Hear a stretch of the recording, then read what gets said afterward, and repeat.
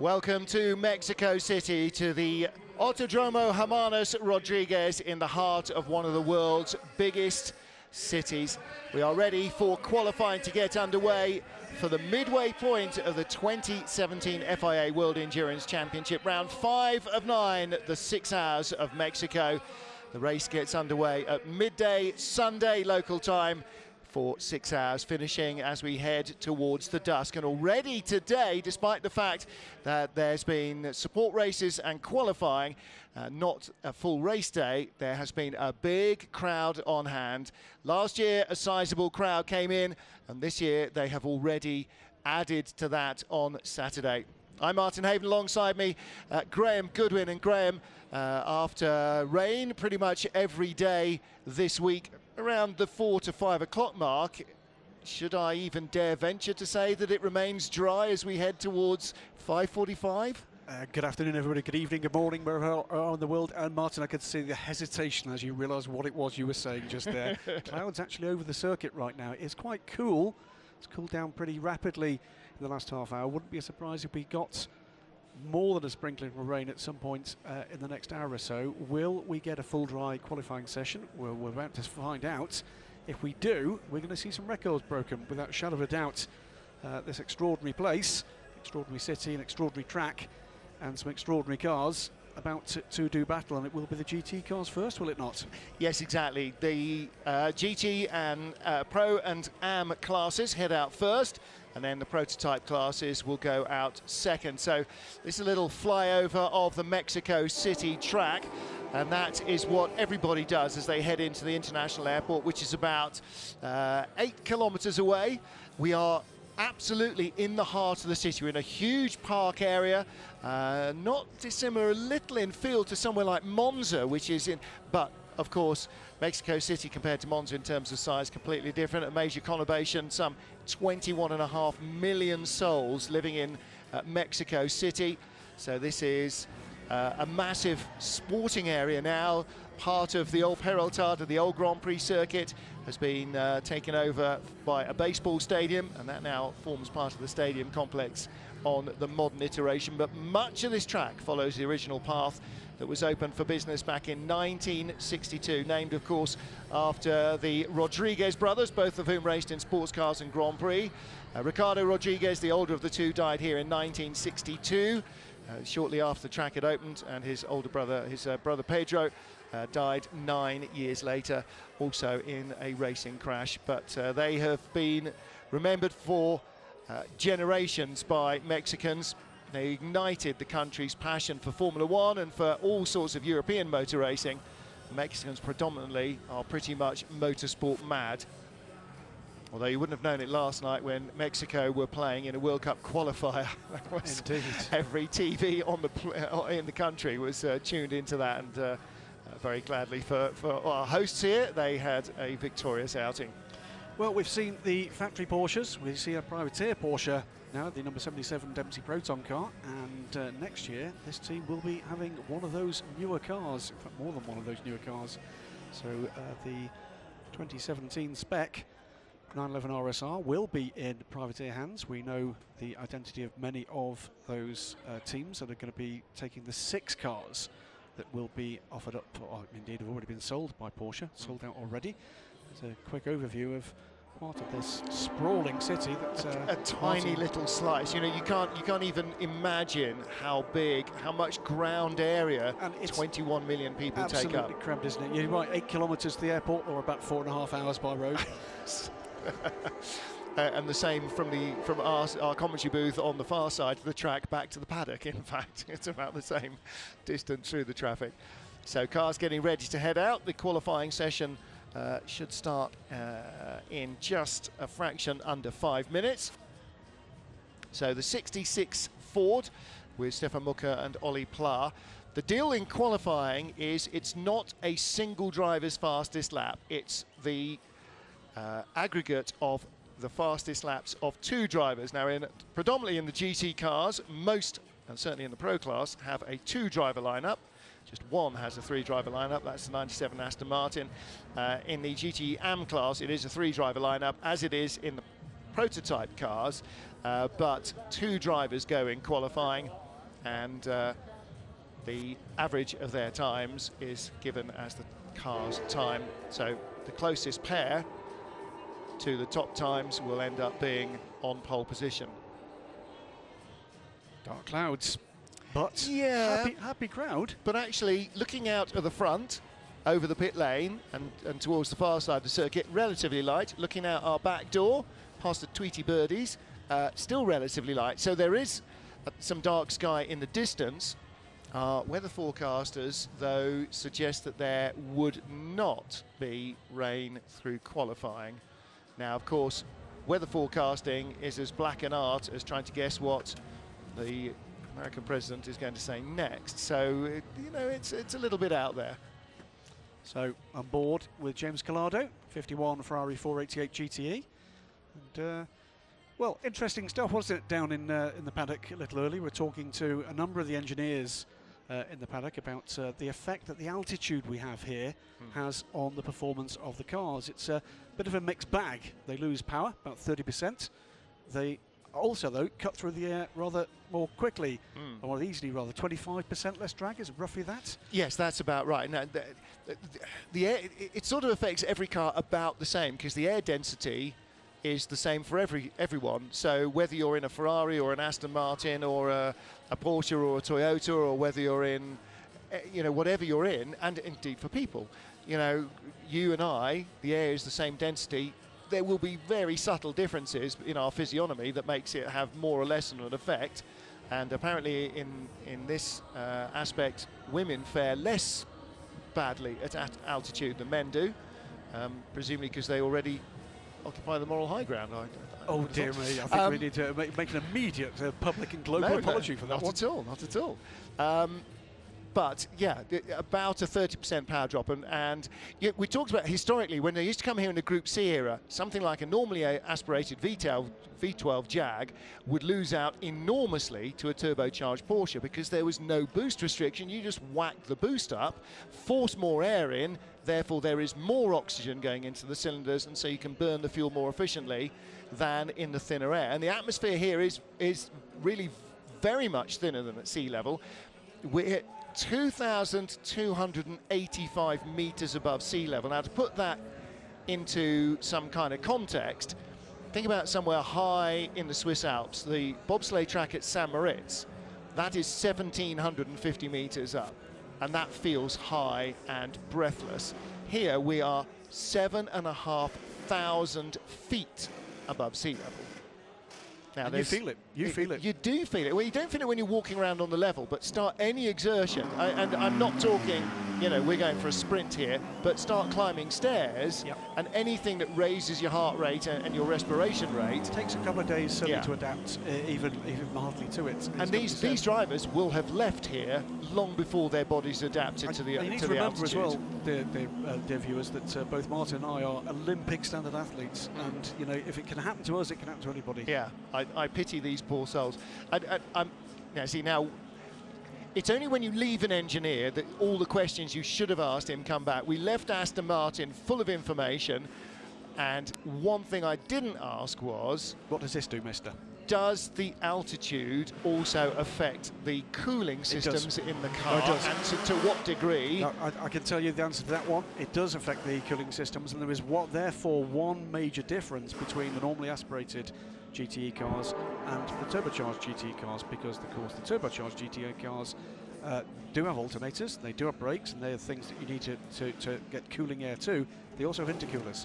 So actually it potentially, not in qualifying, not in a quick-fire qualifying session, but in a longer race, and we've got one coming tomorrow, of course, that is the kind of thing they're going to need to think about. No, I wasn't thinking about cooling the car. 5, I was thinking about 4, cooling the contents. 3, 2, 1.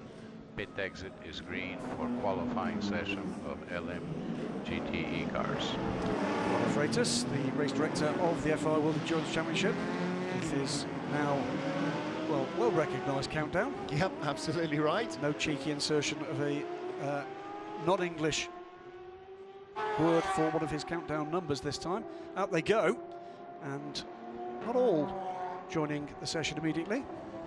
Well, there's enough time that you don't have to plunge out and you know, it's not a 5-minute session or even a 10-minute session, but you do have to get your first driver laps in and get your second driver in, you know, before there's any hint of a yellow flag or anything else. At least you do if you want to get to the top of the pile. 20-minute session, reasonably short lap, and out they go. So what I was saying, it's a track closer to a street track really in Parkland, in pretty much central Mexico City.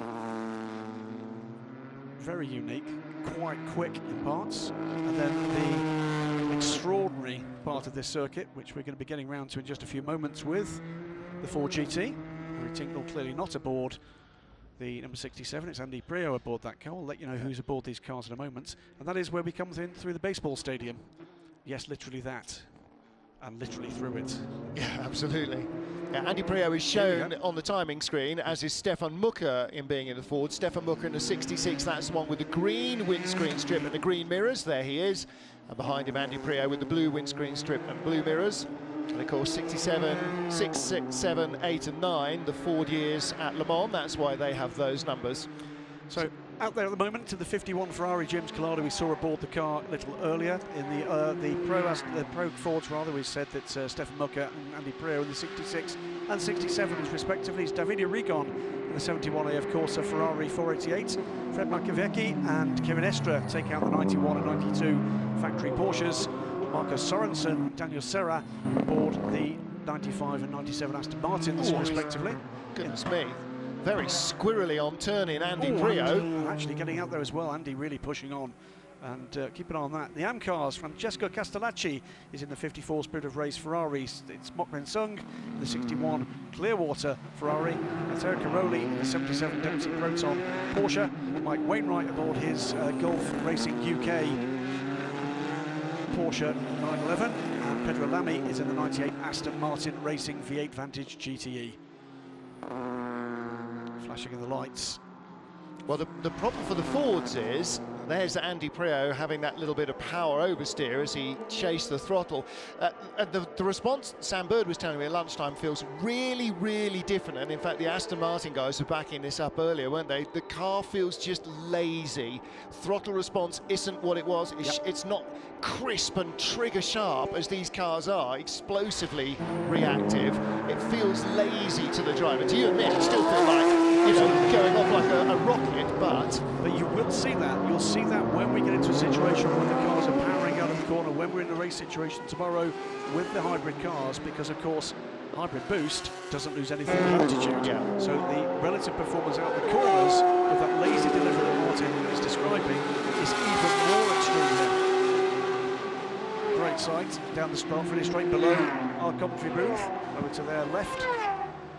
Fred Machiavecchi fires the opening shots for Porsche. He goes fastest from Kevin Estre and Matteo Cairoli. Porsche 1, 2, 3, 4 now, because, beg your pardon, that's James Collado in the Ferrari and Marco Sorensen coming through. Down the long front straight. I was about to say the Fords were sort of hamstrung because some of the other cars that came out late came in right in front of them on their outlap as the Fords are on their quick lap. 98 Aston Martin, Pedro Lamy has had his fast lap deleted for abuse of track limits at turn 11. So all 13 GTE cars are out there and lapping quickly.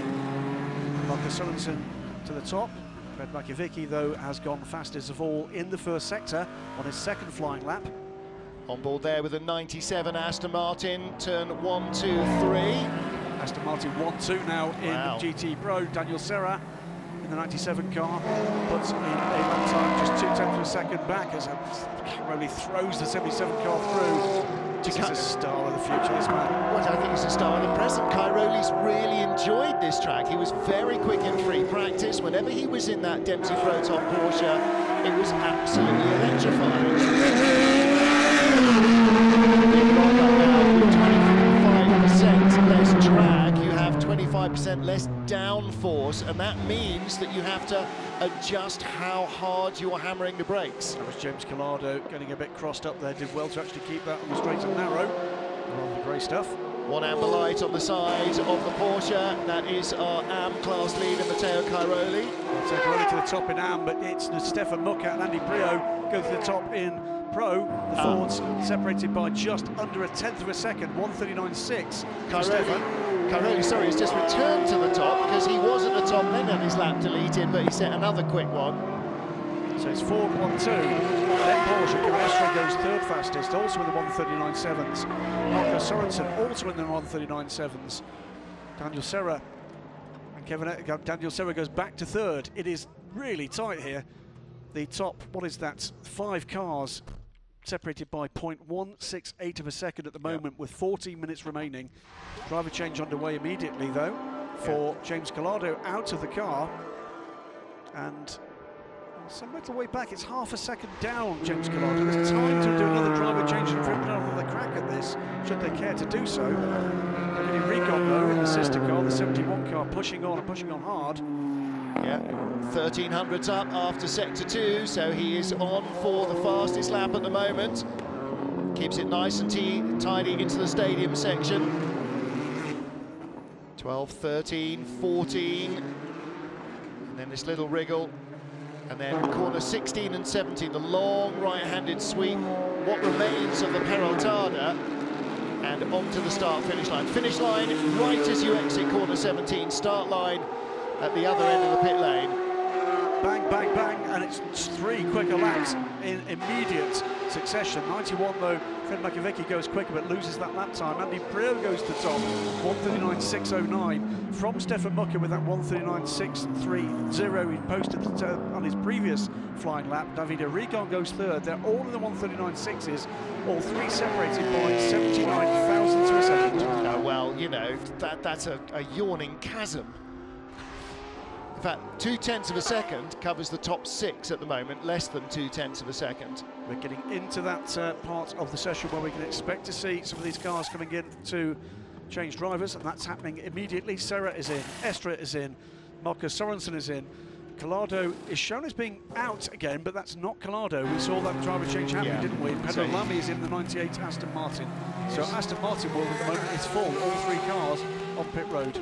Francesco Castellacci runs out very wide there. And that is down at corner 4 and 5.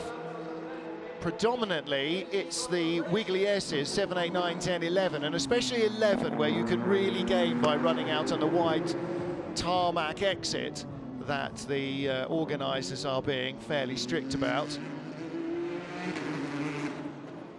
The drivers are warned in advance, and it was repeated again in the driver's briefing.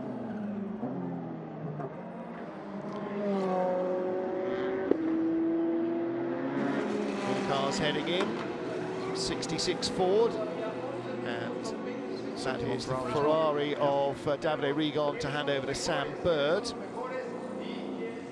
So that is all. We've had all of the GT cars, both classes now onto pit road. Francesco Castellacci, by the way, is going to have his fastest lap time deleted again. It's not good news for the 54 car. Well, he's digging them a hole there. You know, in the end, it is only qualifying, and it's not the race, and you've got 6 hours to recover from being 2 places back on the grid. Indeed. However, that's not good news for that team. So Brio from Mucca, Rigon, Darren Turner is now aboard the 97 car, Michael Christensen is aboard the 92. Those 2 are next up in the order. Nicky Thiem now aboard the 95, running 6th at the moment thanks to the efforts of Marco Sorensen. James Collado still shown at the wheel of the 51. We believe that to be Alessandro Pierguidi. Yeah, we saw the driver change. You also just saw the door being slammed there on the Porsche. So that driver change, Fred Makowiecki to Richard Leitz, has been completed. The Gulf Porsche comes in. We'll find out from our pit lane reporter Louise Beckett whether everybody has gone for tyres. Didn't look like there was a tyre change at Porsche, although we did see Ferrari throwing new tyres. We also saw the Aston Martins. And Aston and Ford Aston Martins as well. and Ford. Now remember, this is the change this year with fewer tyres being available to the GTE teams. Yeah. So actually, when we get into the race tomorrow, those that have actually saved a set of tyres and not put a second set of tyres on, Larry Holt there from Multimatic, Well, the difference is you'll have a set of tyres that haven't done 2 or 3 laps. Indeed. Porsche, thanks to Louise, just hearing on talkback from Louise that Porsche haven't fitted new tyres. They're just playing the long game for the race tomorrow. Well, this is, you know, historically the way Porsche do everything, and Audi learned that lesson very early, didn't they?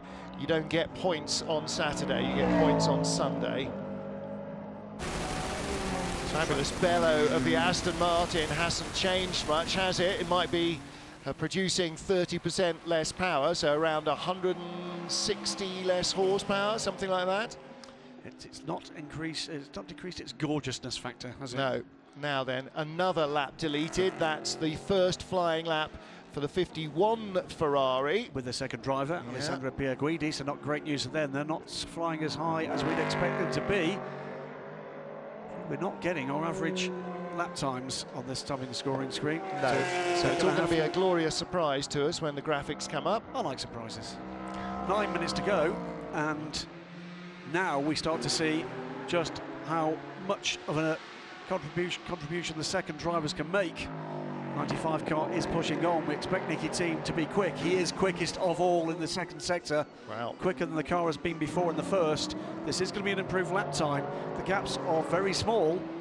Nicky Team, although 6th on the first lap of the car so far, less than 2/10 back. What can Team do? Body language is very impressive. He rocks the car up to 4th place.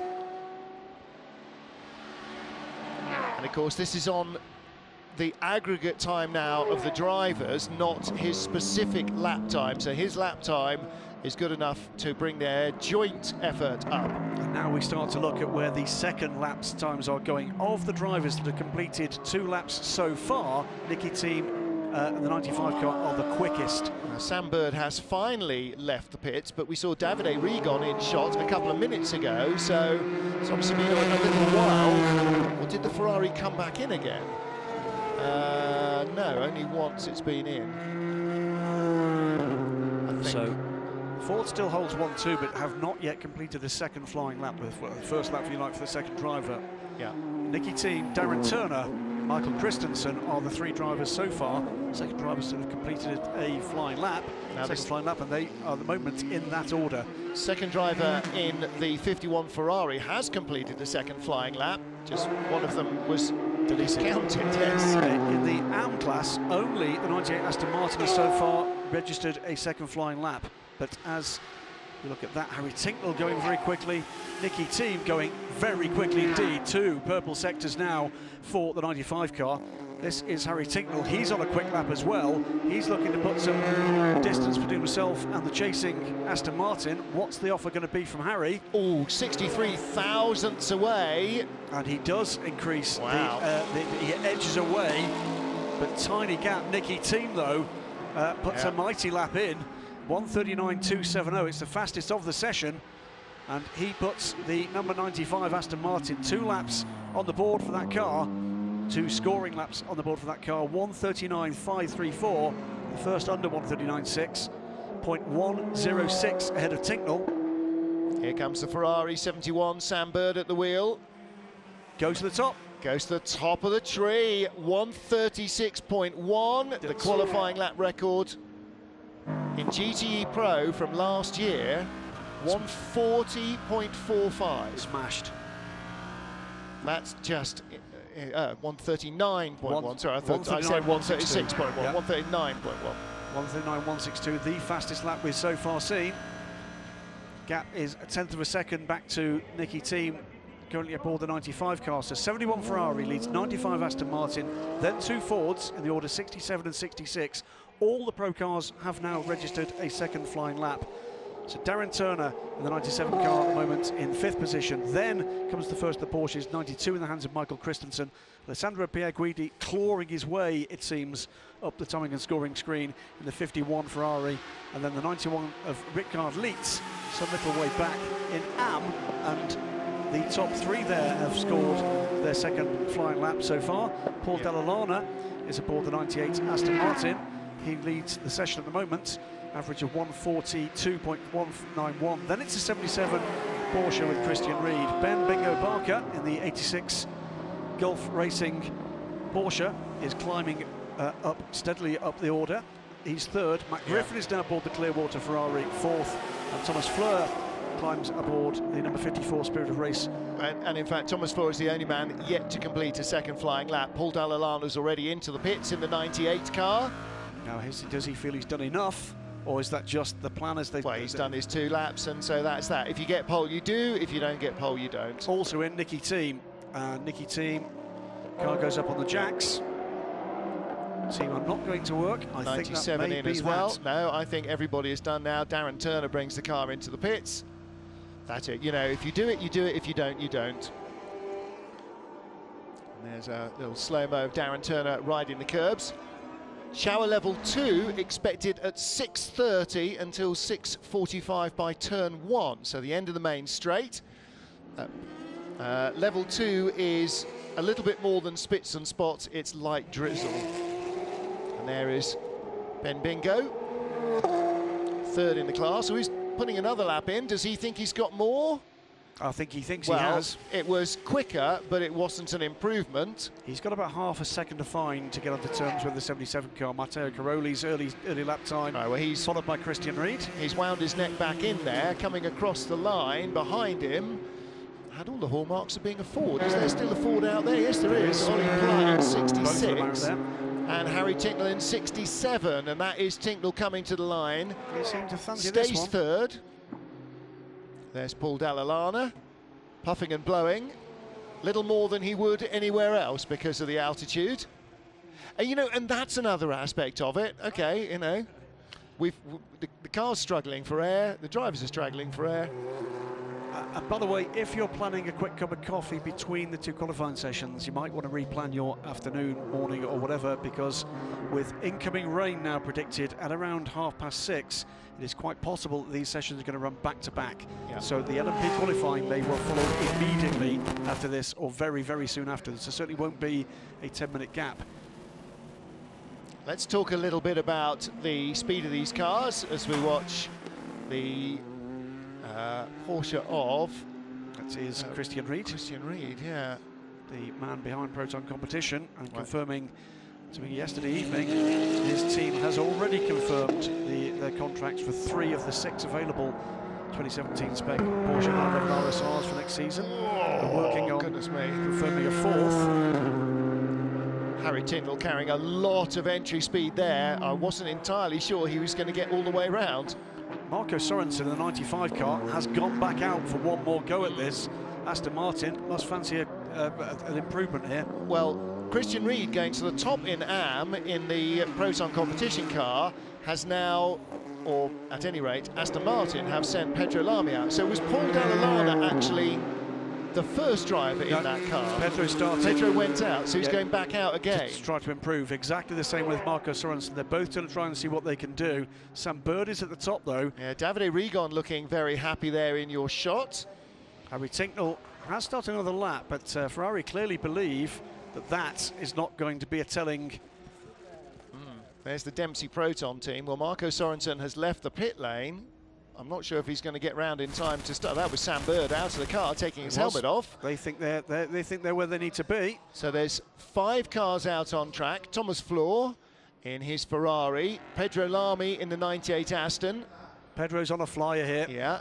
Christian Reed, the Proton Competition Porsche team with everything crossed that Christian can stay on top of the tree. Christian setting another fastest first sector for the car. Oh no, beg your pardon, that was Pedro. Pedro is on track to take pole position here in this lap. Wow, Pedro's first sector 4 tenths up on Christian Reed. And it's a tiny, tiny gap at the moment on the average between the two.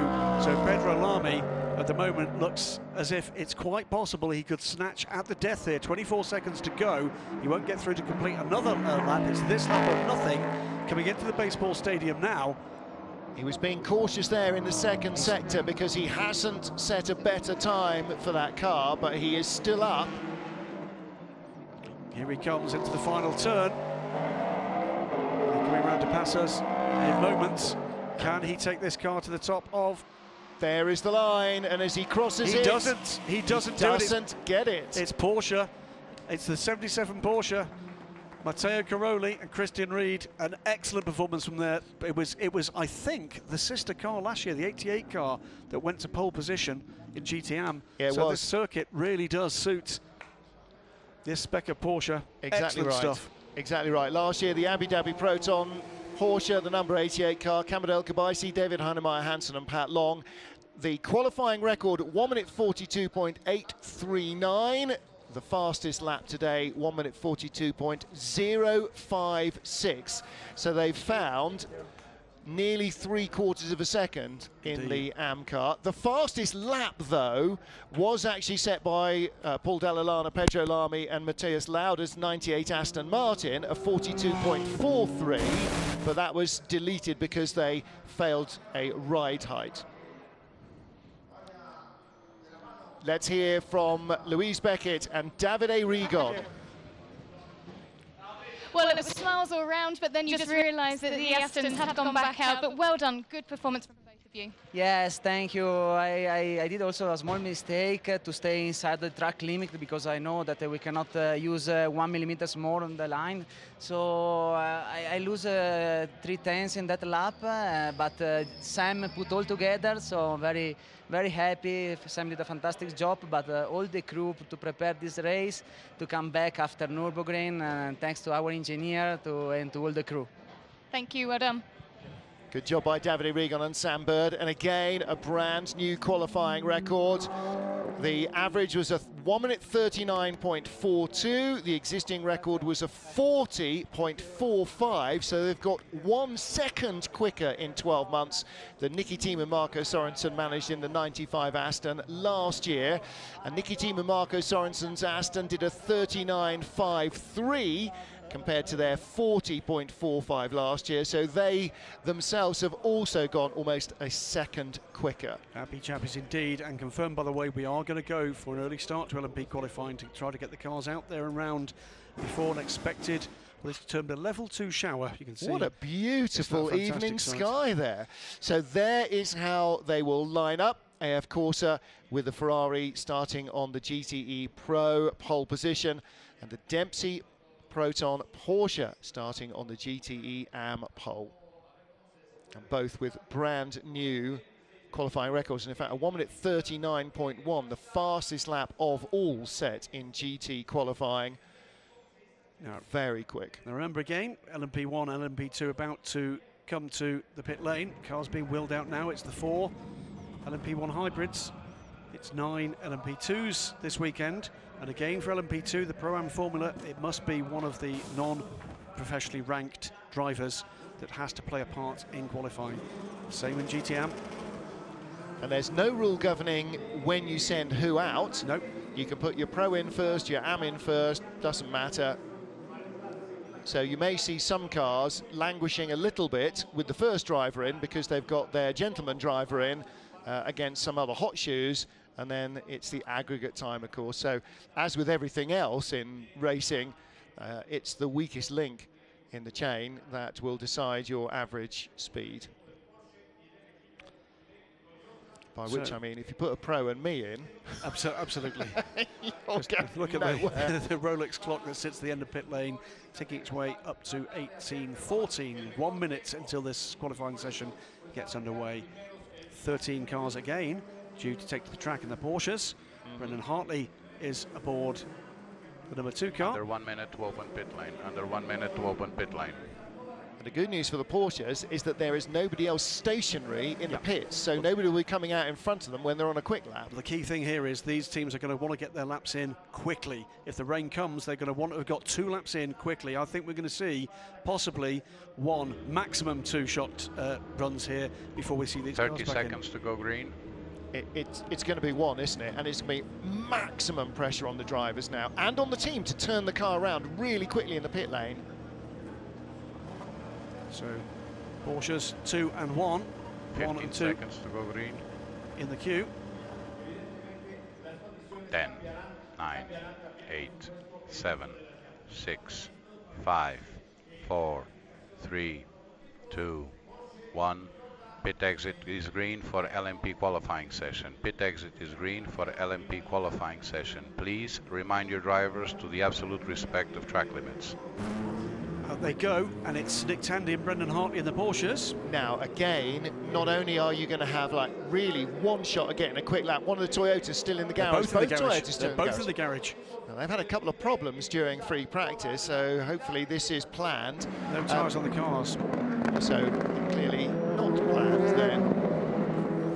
Not only have you got to get your real pressure to get your lap first time of asking, get in, get your teammate in the car and him to do the same, but also lose a lap because of track limits here. Absolutely. And it really costs you.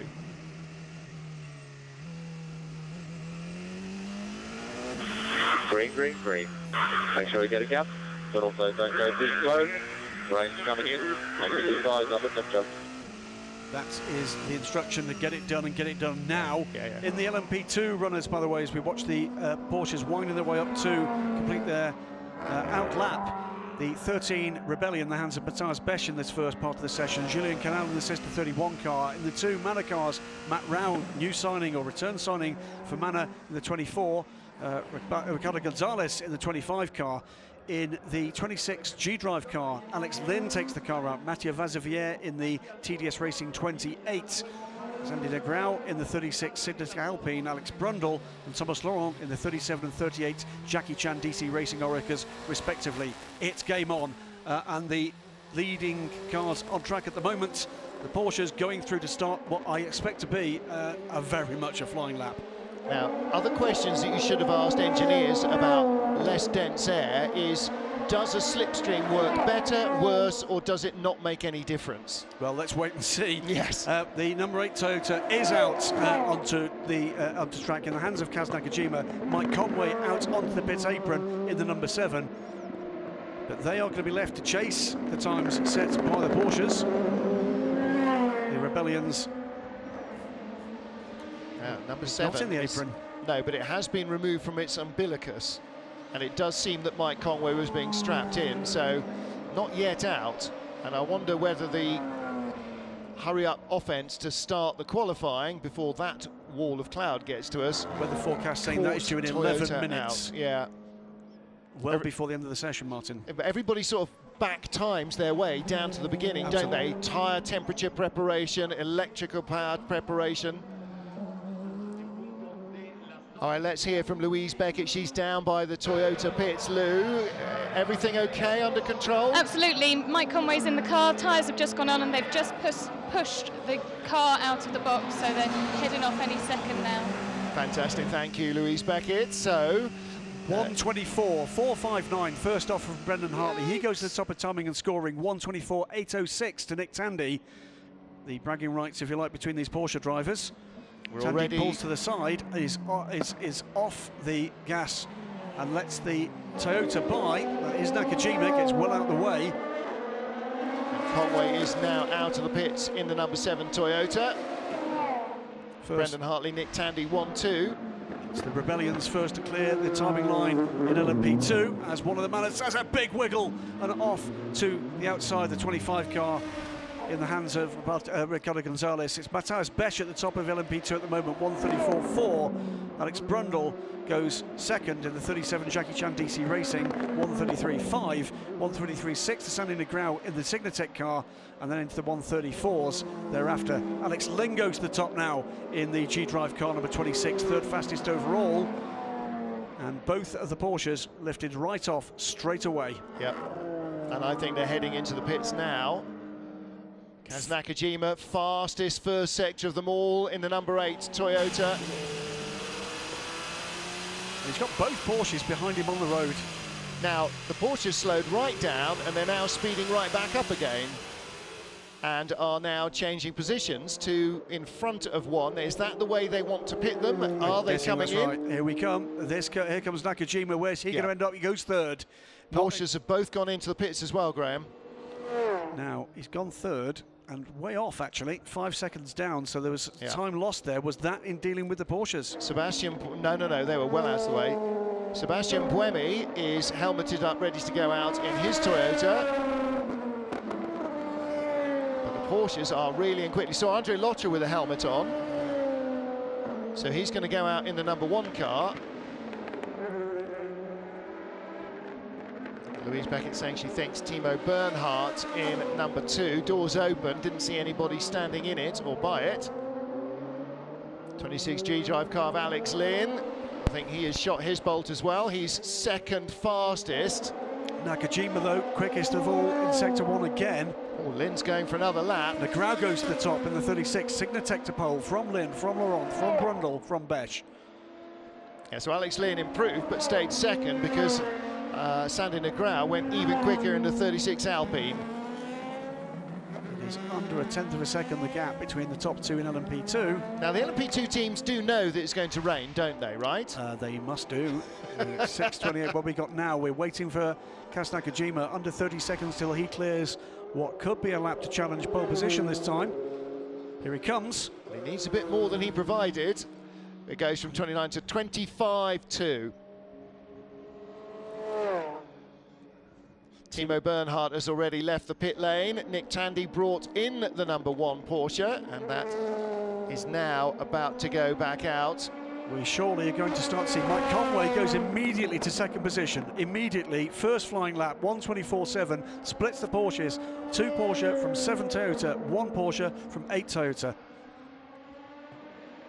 0.3 of a second slower than the fastest lap of the number 2 Porsche, though, which means that his teammate needs to find 0.6. And the rain in theory is coming. Not here yet.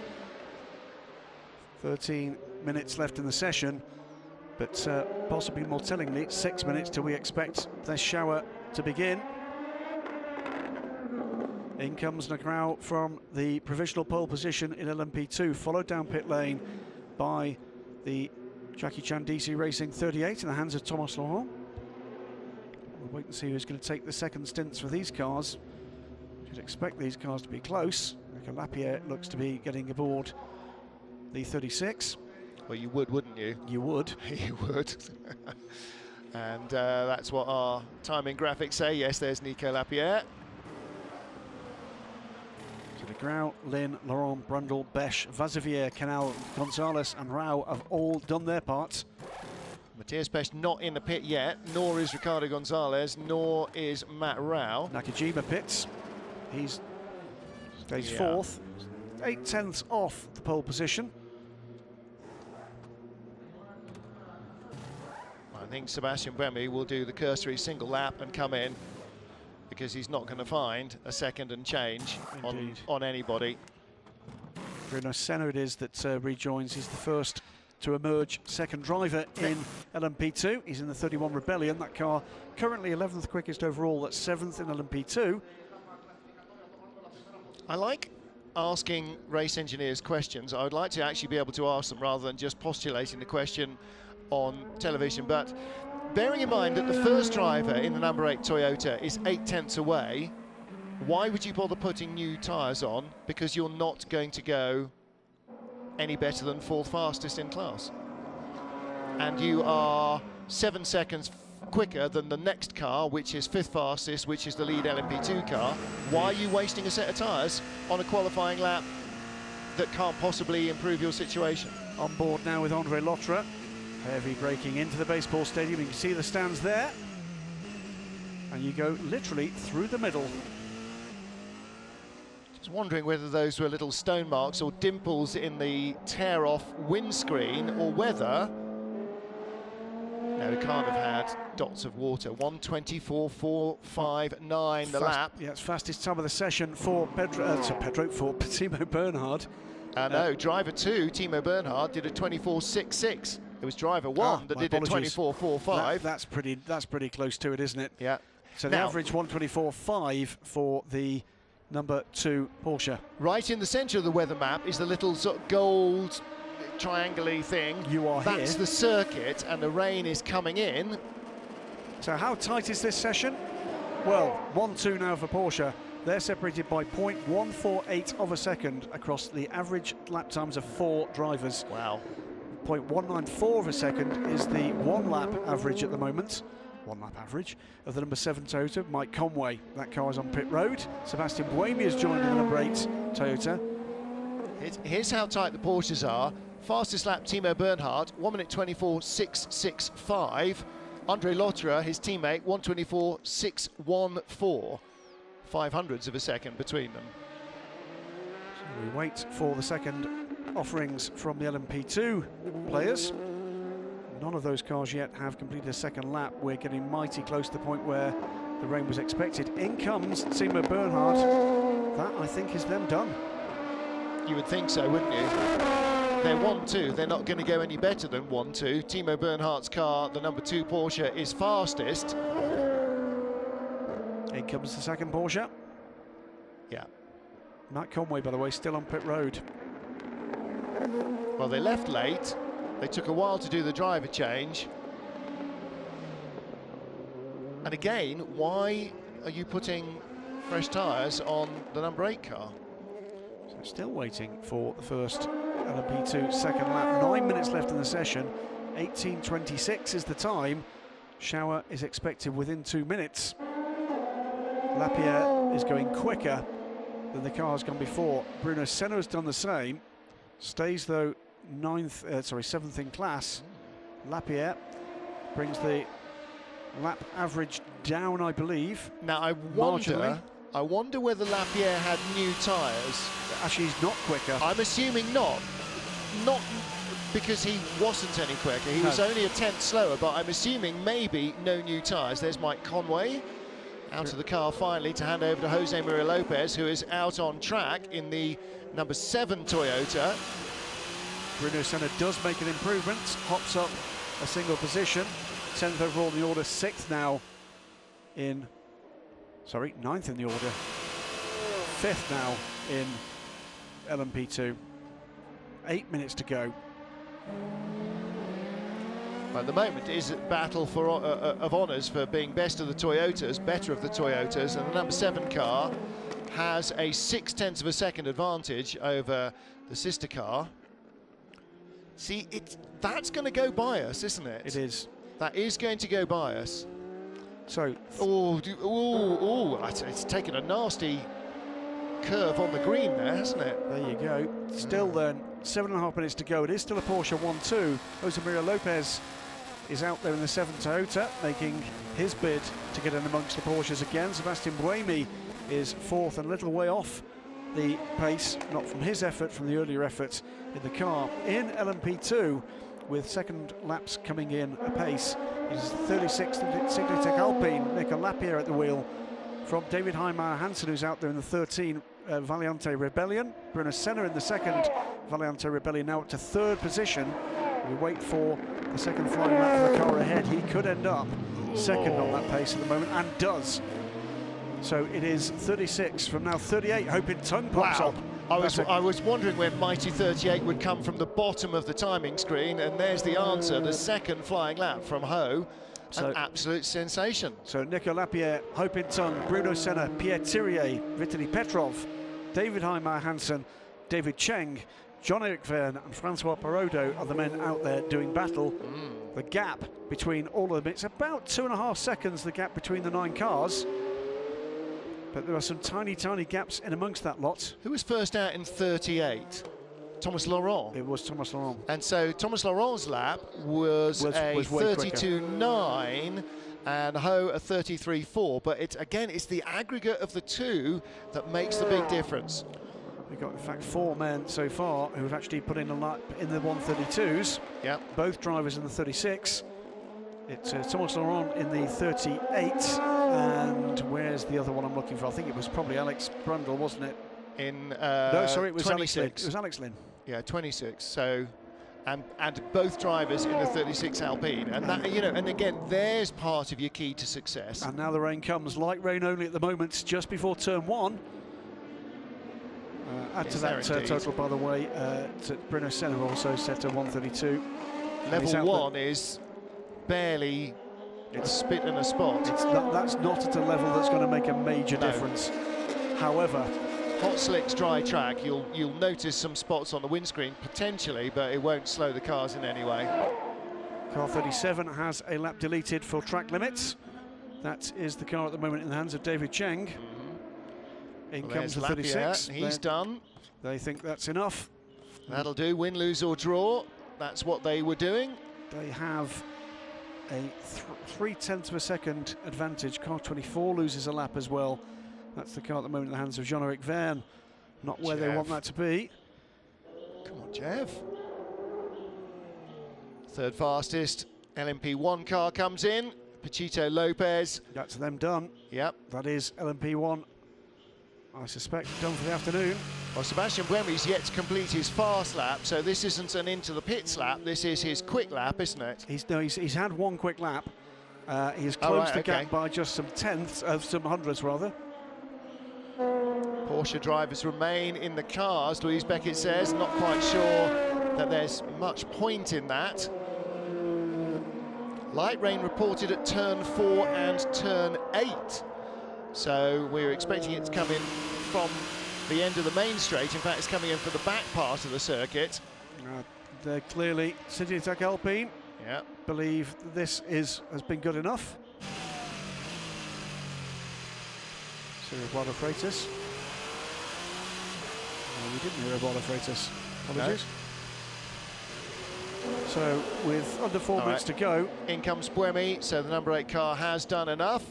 Jean-Eric Verne made a valiant attempt there to do what he could. Very quick middle sector, but I don't think quick enough. Lots of rain lights flashing, so I suspect that Eduardo Freitas' chat was not intended for ours. Drizzle also at T8 and T4. But to tell the teams to turn their rain lights on, which is why there's all those flashing lights all of a sudden that you didn't see earlier. So that is Gustavo Menezes. He was the driver that didn't take part in qualifying for the 36, but that's the championship defending team, back where they expect to be. And Andre Grau will join his teammates as they look at the timing screens and see if anybody is going to have any hope of doing anything about it. The answer is no, they're not. Still 3 minutes to go in this session. And the 37 of David Cheng does go through to complete a lap. Hello, Toyota's going back out. Well, less well and more why. It's the 7 car. Yep. And Louise Beckett reports that Porsche are putting tyres to cars number 1 and 2. Well, they're looking to defend what they've got here. This is a little bit of gamesmanship being shown here. I suspect this may be them just trying to make Porsche use those tyres. Yeah, but why? If you're Porsche, why would you even? We've seen this lately. No. They'll be rotating a set that they've used in free practice, or that the first set that they use will go back on for the second driver. Well, very few cars out there. At the moment we've got Jose Maria Lopez out there in the number 7 Toyota. Hopin Tung is still out there, second position at the moment in the LMP2 class. Vitaly Petrov in the 25 Manor. That car is 9th, 5th in class at the moment, and David Cheng is out there in the second of the Jackie Chan DC Racing. So from the position where these guys were effectively almost celebrating pole, they're now wondering, well, has Hopin Tung got something to offer here? Not at the moment. First sector of Hopin Tung has not been as quick as their fastest so far. So it looks as if we're not going to see either Porsche go back. Hearing from Louise that Timo's got out of the number 2 car. Andre Lottery is now climbing out from the 1. Well, to be honest, with a minute and a quarter left to go, they weren't going to make it to the line anyway. Yeah, even if they dropped the car then, their time had run out. And they had put Nick Tandy back in that car, by the way. It's they have decided to actually send the car. Well, it sounds like Porsche were pulling Toyota's chain, and Toyota trying to pull Porsche's chain as well. And in the end, Lopez is the only one who's actually broken for the border. Hopin Tung, no quicker sectors in mighty 38 on this lap, I'm afraid. And with a little bit of drizzle at 4 and 8, that's probably all you need just to squirrel it away. So that's not going to happen. So that is going to be pole position for the number 36 car. Hopin Tung down pit lane now. And well, seasoned endurance racers, and indeed anybody on the planet that watched Le Mans this year or last year, will not be celebrating yet with 21 seconds still to go. Lopez looking very pedestrian. I'm not sure that this was maybe an attempt at qualifying. I wonder if they were just trying to get a little bit more of a grip on something that has been troubling them throughout the day. Well, we saw the number 8 car, didn't we? A little bit of trouble earlier. There may be an adjustment here or there. A little bit of track time could be valuable. You might be right, Martin. And changing the traction control level. You saw that white screen in the middle of his steering wheel. Traction control went from 9 and 9 to 9 and 8. He's not at qualifying speed or anything close to it. No. So LMP1 is done. It is a pole position. In fact, a bossed front row from the Porsche team, 2 from 1, then the 2 Toyotas, and then we're going to have the Signatec Alpine, Orica Gibson, alongside the championship leading 38, mighty 38, Jackie Chan DC racing car. Yep, and only one Toyota driver lap was quicker than anything that a Porsche had done, and that was Mike Conway's lap. Quicker than who went out first in the number 1? That was a very near miss. The 7, yeah, up behind one of the 2 Jackie Chan DC racing cars. Checker flag is out. Everybody has taken it. Porsche have pole for the 6 hours of Mexico. Timo Bernhardt, Brendan Hartley doing the driving, Earl Bamber there soaking up the adulation. The 3rd man in that car, and in LMP2 it is the Alpine which claims pole position. Nick Lapierre, Gustavo Menezes and Andre Negrão. That is your trio. Well, we'll head first to Porsche and hear from our pole position winners. Well, if you can hear me over this next music, it was all about getting those laps in before the rain. That didn't come. Well, yeah, it came right at the end, but I mean, they've been predicting rain all weekend. Hasn't really come so far, but yeah, it was a good quali. We just used 1 set of tyres, so we kept the options open for the race. It's a pretty clean lap, and Timo finished it off, so yeah, really happy. 1 more point. Did you think you were going to have to go back out when you saw the Toyota go out? We weren't sure, but we thought there was enough water on the track that they couldn't do it. They would have had to do a big lap to get us, but yeah, I mean, number 7 had nothing to lose. They were just trying to get 1 point off us, so yeah. Thank you, well done.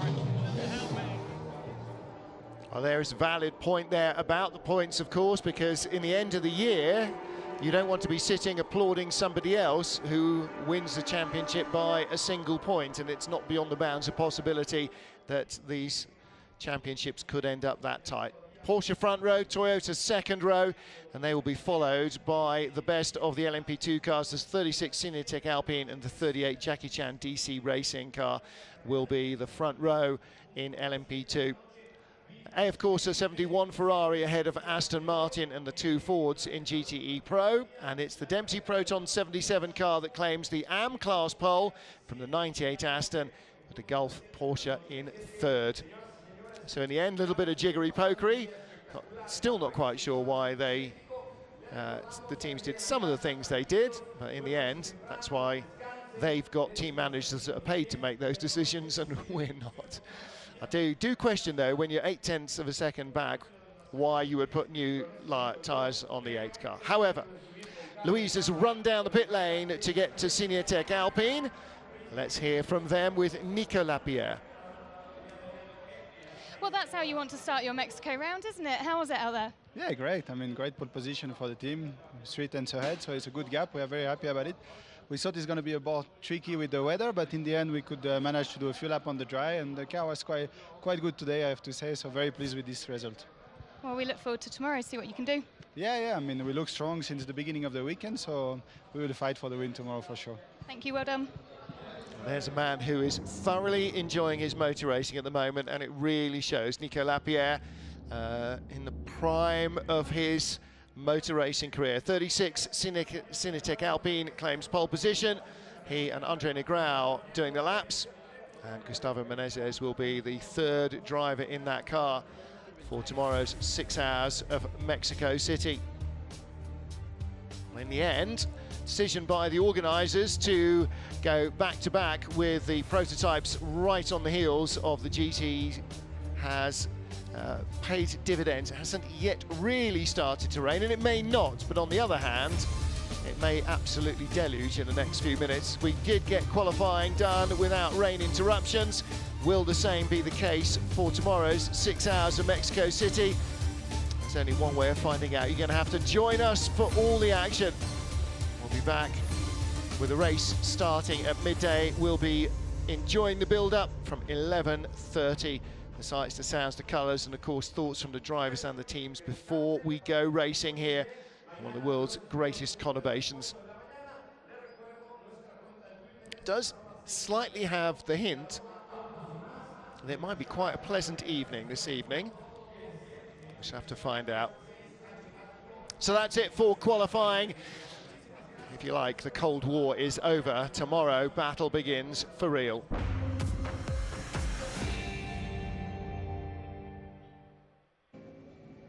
With dark clouds overhead, but on a dry track, qualifying started with the GT cars.